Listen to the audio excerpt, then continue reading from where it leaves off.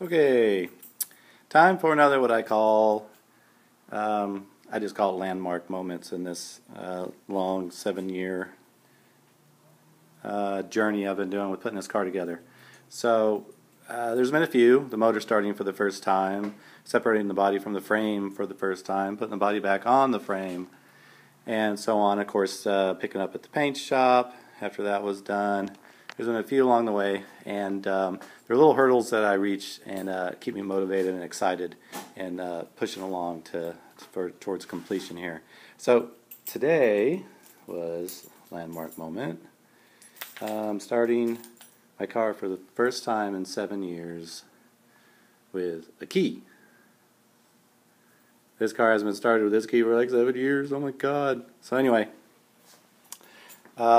it took some figuring out. I by no means am an expert on electrical or anything when it comes to car building for that matter. But, you know, reading a lot of things online and talking to people and stuff, I've been kind of figuring it out. So I thought I'd share my things I've learned along the way, and trying to kind of keep track of stuff and have kind of a baseline to see what things worked, what contributed to solving problems and that kind of thing.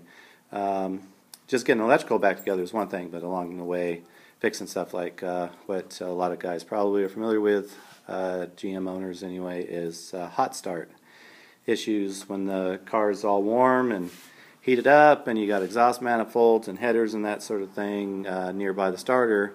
After the car runs, it won't want to start. So I tried a few things, and I'll let you know once I drive the car and really let it warm up what kind of experiences I have with it. But anyway, so this was the biggie this evening. Was,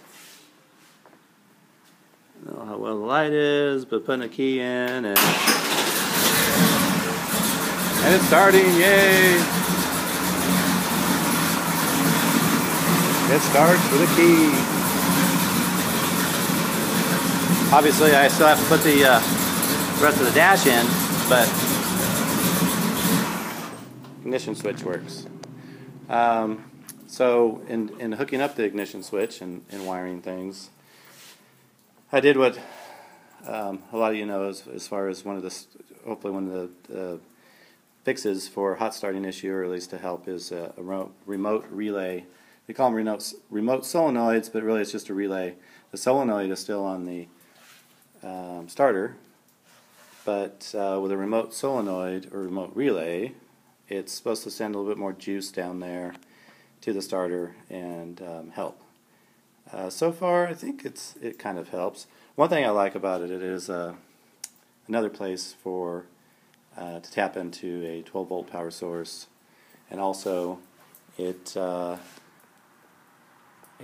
cleans up the wires that go down to the starter. There's just one big wire, starter wire, that goes down to the starter now instead of any other wires, and it's only hot or powered when the key is turned to the start position, as opposed to hot all the time. So if you ever had a wire get close to an exhaust manifold or something like that and melt, it could start a fire and melt down and strand you. So that's not as big of a concern.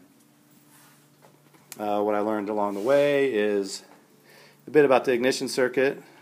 There's primary and secondary. The ignition in these cars has a resistance wire. It also has a ballast resistor. It's got a spot on the ignition switch that is powered only when the key is in the start position, and then there's a second terminal that's powered when the key turns back to the run position. And so that's why I run some wires. I'm going to also clean this up and try to hide some of these wires and clean it up a little bit. This is just to test it and make sure it runs, and so far it works. Everything works great.